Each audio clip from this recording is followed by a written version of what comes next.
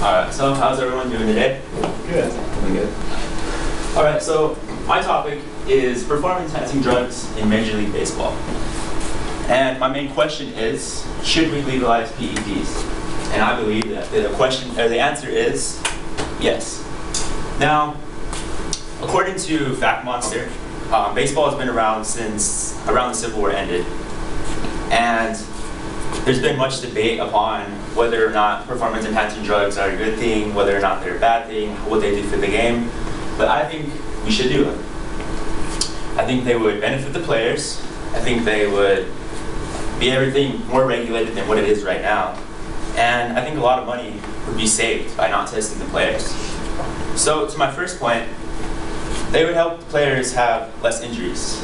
According to an article by ESPN, the most common injuries in Major League Baseball are muscle strains and muscle tears. And this is because basically there's 162 games in one season. So, I mean, if you guys all know, that's a lot of games. And that's a lot to be asking from your body. And so, if you have something that could basically help your muscles out, help you get recovered, help you get stronger, it's going to be a great thing, I think. It's also going to make the game more competitive. You know, you're going to have a guy that can hit a ball 500 feet, but then you're going to have a guy that can counteract it with, he can throw 120 miles an hour. So think about how competitive that's going to be for the game. To my second point, the game's going to be more regulated. According to a book by Performance-Enhancing Drugs, performance-enhancing drugs are considered safe when taken in the right dosage. So basically right now, the way the system works is that there's players that they're going through the system, they're taking all these illegal drugs, and you know, they're taking all these other drugs that they're trying to counteract it so that they don't get caught for cheating. So I think that if we would have it more regulated by the doctors. So we'd have doctors that are specifically designed for this. They would take the players in, get them all tested, give them the right dosage, give them the recommended exercise and all that. And that would turn into more regulation, because you wouldn't have the black market as much and you wouldn't have all that. So to my third point, I think this testing thing is all a big waste of money.